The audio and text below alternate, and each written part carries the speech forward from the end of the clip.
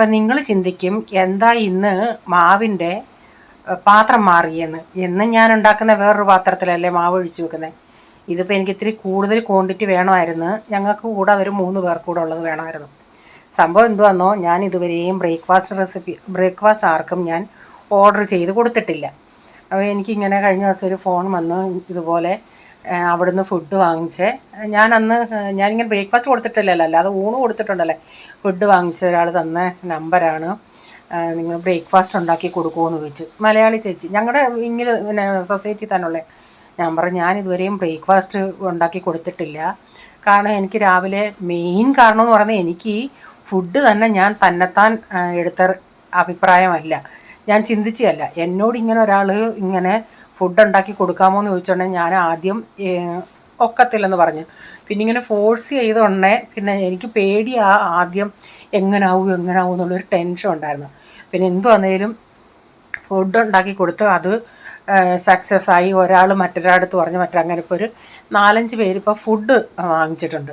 അപ്പോൾ അതിൽ നിന്നൊരാളാണ് ഈ ബ്രേക്ക്ഫാസ്റ്റിൻ്റെ ഈ പുള്ളിക്കാരി ഒന്ന് വീണ് ഇരിക്കുക, ബ്രേക്ക്ഫാസ്റ്റ് മതി. അപ്പം ഞാൻ പറഞ്ഞു ഞാനങ്ങനെ ബ്രേക്ക്ഫാസ്റ്റ് കൊടുത്തിട്ടില്ല, എനിക്കങ്ങ് ഒഴിയണം. അതാണ് ഞാൻ പറയുന്നത്. മോൻ രാവിലെ പോകുന്നുണ്ട്, എനിക്കതുകൊണ്ടൊക്കെ ബുദ്ധിമുട്ടാണെന്ന്. നമുക്ക് ചെയ്യേണ്ടിയവർക്കാണെങ്കിൽ ചെയ്യാം. മോൻ രാവിലെ പോയാൽ നമുക്കത് കഴിഞ്ഞ് ഉണ്ടാക്കി കൊടുക്കാമല്ലേ. എനിക്കെന്തുവന്ന ഉള്ളിൽ. അപ്പോൾ പുള്ളിക്കാരി ഞാൻ പറഞ്ഞു എന്തൊക്കെയാണ് നിങ്ങൾ ഇഷ്ടമുള്ളതെന്ന് വെച്ചാൽ പറഞ്ഞാൽ അപ്പം സ്റ്റൂ, അപ്പം പിന്നെ പുട്ടുകടല. ഞാനാണെങ്കിൽ പുട്ടങ്ങനെ ഉണ്ടാക്കാറേ ഇല്ല. ഇവിടെ ഈ പോളിന് വേണ്ടി ഞാൻ ഈ പുട്ടുണ്ടാക്കുന്നത് ഞാൻ കൂടുതലും ഗോതമ്പ് പുട്ടാണല്ലോ ഉണ്ടാക്കുന്നത്.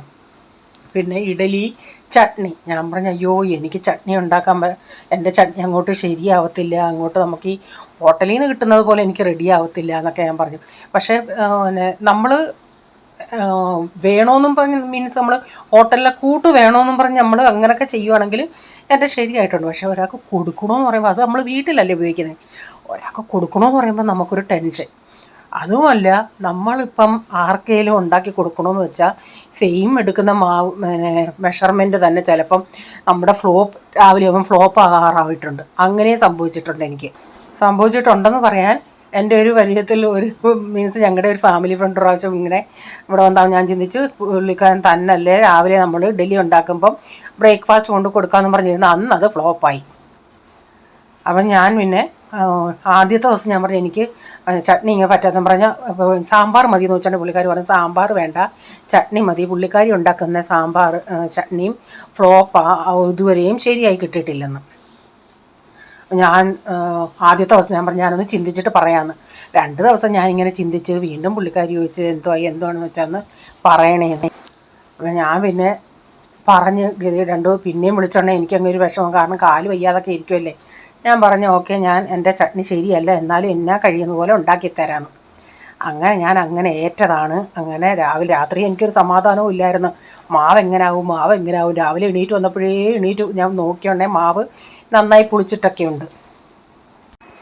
അന്നേരം ഞാൻ ആദ്യമേ ഇഡലി ഒഴിച്ച് വെച്ച് അത് കഴിഞ്ഞ് പിന്നെ അതെടുത്തിട്ടാണ് ഫ്രീസറിന് പിന്നെ മസാല ഇഡലി ഉണ്ടാക്കിയത്. പിന്നെ ഞാൻ ചട്നി ഉണ്ടാക്കാനായിട്ട് 2 ടേബിൾ സ്പൂൺ നമ്മുടെ കടലയുണ്ടല്ലോ, പൊട്ടുകടല, അത് 1 തേങ്ങ എടുത്തിട്ടുണ്ട്.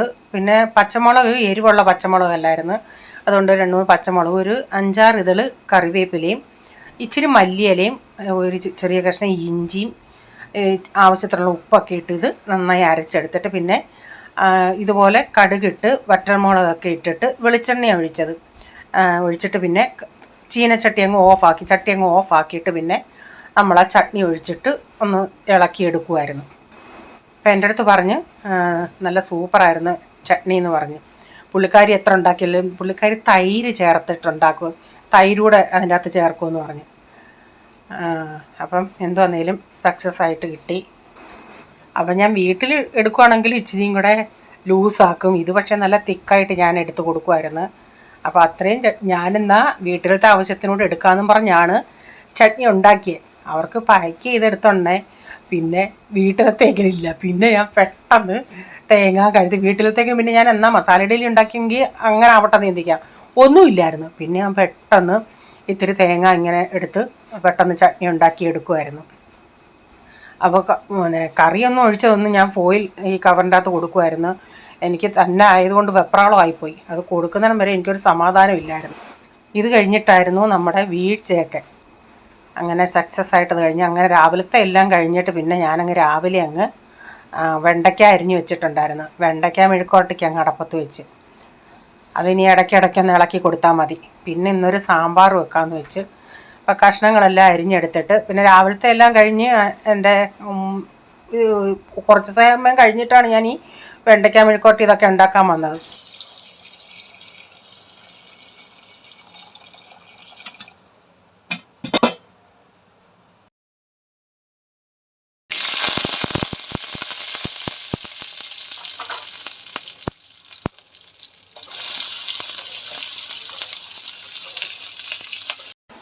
അപ്പോൾ ഇന്നലെ എനിക്കൊരു കമൻറ്റ് വന്നതാണ്, ചായ ഒഴിക്കുന്ന സൗണ്ട് അത് കേൾക്കാൻ രസമുണ്ടെന്ന്. അതുപോലെ ഞാൻ ഇന്ന് 2 ദിവസത്തെ വീഡിയോയാണ് കാണിക്കുന്നത്. അപ്പം സാമ്പാർ വെച്ച് കഴിഞ്ഞിട്ട് ഞാൻ പിന്നെ ഒരു ടൊമാറ്റോ എനിക്ക് ചോറിൻ്റെ കൂടെ കഴിക്കാനായിട്ടുള്ളൊരു ടൊമാറ്റോ ചട്നി പോലെ പെട്ടെന്ന് മീൻസ് ഒത്തിരി അങ്ങ് വഴറ്റിയ ചട്നിയല്ല, ഇത്തിരി വെളിച്ചെണ്ണയൊക്കെ ഒഴിച്ചെടുക്കുന്നത്. ഞാൻ പറഞ്ഞില്ലേ ചോറിൻ്റെ കൂടെ കഴിക്കാൻ എനിക്കിഷ്ടമാണ്. ഇതുണ്ടെങ്കിൽ പിന്നെ വേറെ ഒന്നും വേണ്ടത്. 2-3 ഇതിൻ്റെ അകത്ത് ഈ ഇടുന്ന പച്ചമുളകൊക്കെ എടുത്ത് നമുക്ക് ചോറിൻ്റെ കൂടെ കഴിക്കാൻ നല്ലൊരു ടേസ്റ്റാണ്. ചപ്പാത്തിക്കും വേണ്ടിയവർക്ക് കഴിക്കുക. ഒരു ദിവസം പോളിലെടുത്ത് ചപ്പാത്തി കഴിച്ചിട്ട് പറഞ്ഞ് നല്ല ടേസ്റ്റായിരുന്നു എന്ന് പറഞ്ഞു. അപ്പം ഞാനിച്ചിരി മുളക് പൊടിയും മല്ലിപ്പൊടിയൊക്കെ ഇട്ടിട്ട് ഒന്ന് പെട്ടെന്ന് ഇളക്കിയിട്ട് അപ്പോഴത്തേക്കും ആ ടൊമാറ്റോ ഒന്ന് വാടുമല്ലേ. ഉള്ളി അങ്ങ് ഒത്തിരി വഴട്ടാതെ ഇച്ചിരി കടിക്കുമ്പോൾ ഇച്ചിരി കിറുകിറായിരിക്കുന്നതാണ് നമുക്ക് ആ ഉള്ളിയും നല്ലത് ഈ ചട്നിക്ക്.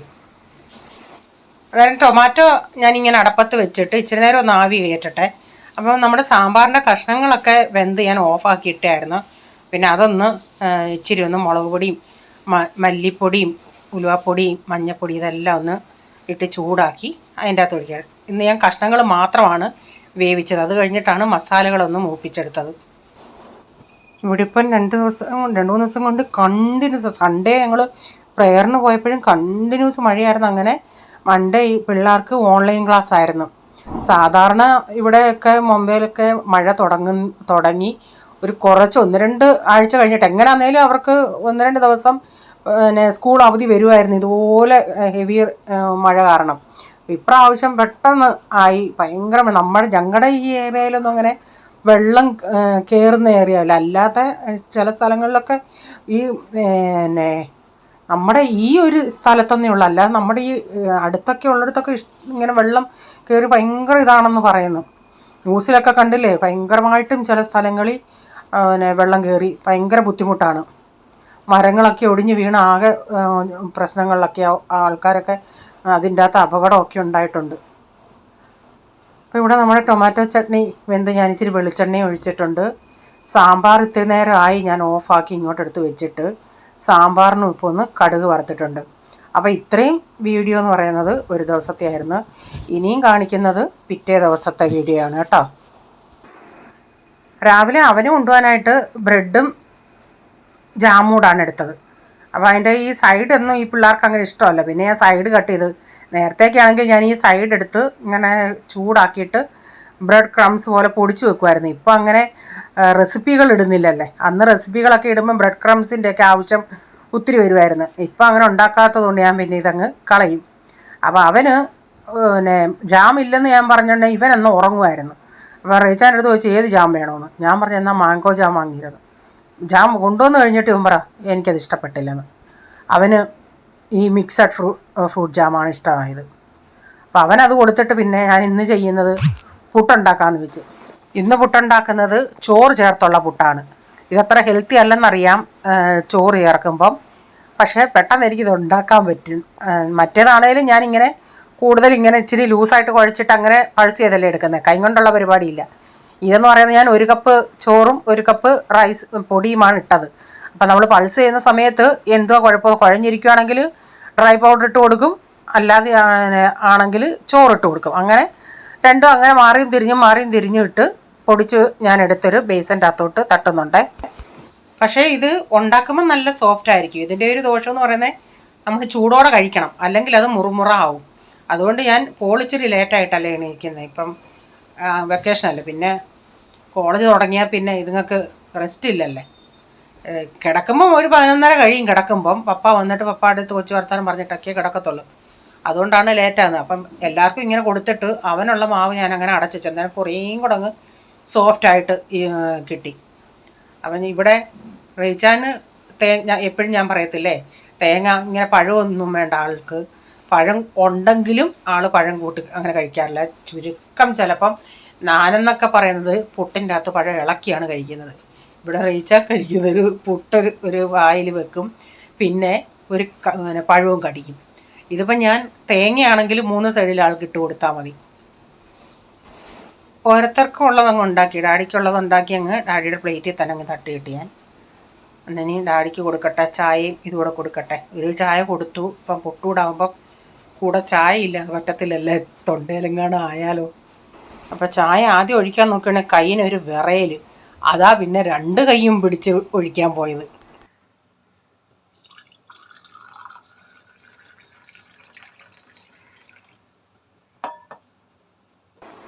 ഇനിയിപ്പോൾ ചായ ഞാൻ എപ്പോൾ ഒഴിച്ചാലും ആ കമൻറ്റ് ഓർത്ത് ക്ര സൗണ്ട് എപ്പോഴും ഓർമ്മ വരും. എനിക്ക് അരിപ്പുട്ടിനേക്കാൾ ഇഷ്ടം ഗോതമ്പ് പുട്ടാണ്.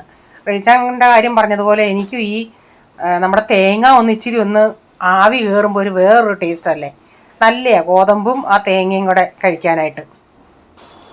പിന്നെ പുട്ടുണ്ടാക്കി കഴിഞ്ഞാൽ പിന്നെ നമ്മുടെ പാതാമ്പറം മൊത്തവും പൊടിയായിരിക്കും. പിന്നെ ഒരു നല്ല ഡബിൾ ജോലിയായിരുന്നു, പാത്രങ്ങൾ കഴുകുകയോ ഇതെല്ലാം കൂടെ കുറേ സമയം ഉണ്ടായിരുന്നു ജോലി. രാവിലത്തെ എല്ലാം കഴിഞ്ഞിട്ട് അതെല്ലാം കഴിഞ്ഞിട്ട് പിന്നെ ചോറിച്ചിരി ഉണ്ടായിരുന്നു, അതൊന്ന് വെച്ച് വറക്കണം. പിന്നെ സാവകാശം പുതിയ ചോറൊക്കെ ഇട്ടാൽ മതിയായിരുന്നു. കറിയുണ്ട്. ഇന്ന് എനിക്ക് ഒരു തോരനൊക്കെ വെച്ചാൽ മതി.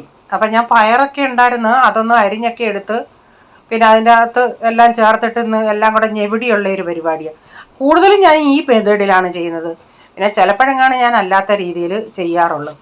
മഞ്ഞപ്പൊടിയും തേങ്ങയും സവാളയും കറിവേപ്പിലയും എല്ലാം ഇട്ടിട്ട് ഉപ്പ് എല്ലാം ഇട്ട് ഞെവിടി അങ്ങ് അടപ്പത്ത് വെച്ചാൽ മതി.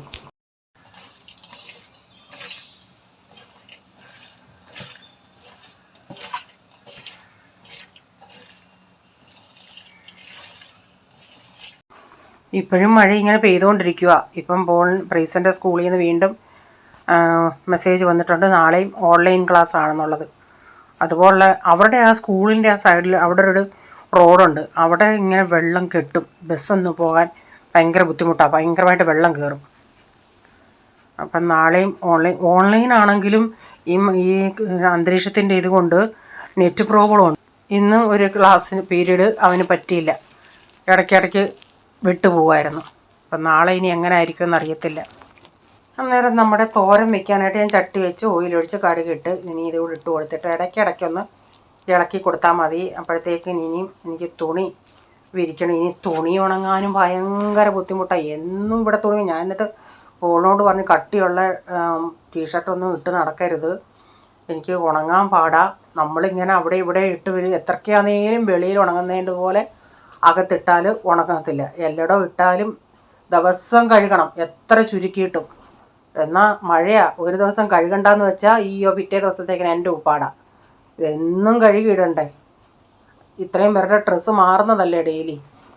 മഴയാന്നേലും കുഴപ്പം, വെയിലാന്നേലും കുഴപ്പമാണ്. മനുഷ്യരുടെ സ്വഭാവം ഇതാ.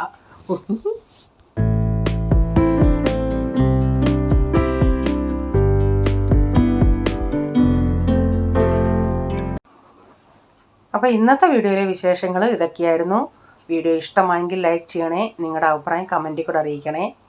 സബ്സ്ക്രൈബ് ചെയ്യാതെ ആരെങ്കിലും വീഡിയോ കാണുന്നുണ്ട്, വീഡിയോ ഇഷ്ടമായി വീണ്ടും ഈ ചാനൽ കാണണമെന്ന് ആഗ്രഹമുണ്ടെങ്കിൽ ഒന്ന് സബ്സ്ക്രൈബ് ചെയ്തിട്ട് ആ ബെല്ലൈക്കൺ ബട്ടണോട് പ്രസ് ചെയ്യുകയാണെങ്കിൽ ഓൾ എന്നൊരു ഓപ്ഷൻ വരും. അതോടെ പ്രസ് ചെയ്യുകയാണെങ്കിൽ ഞാനിടുന്ന വീഡിയോയുടെ നോട്ടിഫിക്കേഷൻ നിങ്ങൾക്ക് എന്നും വരുന്നതായിരിക്കും. ഇനി ഒരു പുതിയ വീഡിയോയുമായി വരും വരെ bye, God bless you all. Thank you, take care, bye, see U.